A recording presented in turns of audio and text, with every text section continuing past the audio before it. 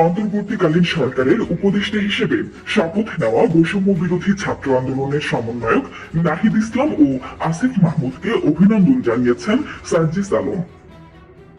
বৃহস্পতিবার রাত 1:30টার দিকে ফেসবুকে এক পোস্টে এই অভিনন্দন জানান বৈষম্য বিরোধী ছাত্র আন্দোলনের এই সমন্বয়ক। ফেসবুকে তিনি লিখেন, প্রথমেই নাহিদ ইসলাম ও আসিফ মাহমুদকে অভিনন্দন। এটা যেমন তাদের জীবনের গুরুত্বপূর্ণ একটি অর্জন, তেমনি দেশের মানুষের স্বার্থে স্যাক্রিফাইসও বটে। কারণ অন্তর্বর্তীকালীন সরকারে থাকার কারণে সামনের ইলেকশনে তারা অংশগ্রহণ করতে পারবেন না।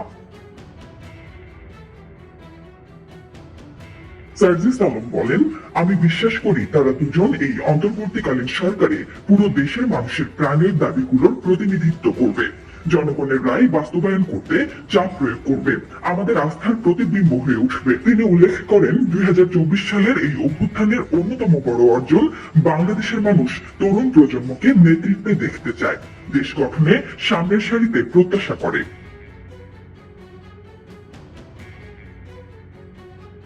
সার্জিস লিখেছেন, এই তরুণদের মধ্যে কেউ অন্তর্বর্তীকালীন সরকারে থাকবে, কেউ রাজপথে থাকবে, কেউ শিক্ষা প্রতিষ্ঠানগুলোর নেতৃত্বে এসে নতুন করে ক্যাম্পাসগুলোকে ঢেলে সাজাবে, আবার কেউ হয়তো সংসদে দেশের মানুষের প্রতিনিধিত্ব করবে। ক্যাম্পাসের ছাত্র সংসদ অথবা জাতীয় সংসদ নির্বাচনের ইঙ্গিত দিয়ে তিনি লিখেছেন, দেশের মানুষ যদি চায়, নিশ্চয়ই ভবিষ্যতে কোনো একটি ক্ষেত্রে দেখা হবে ইনশাল্লাহ।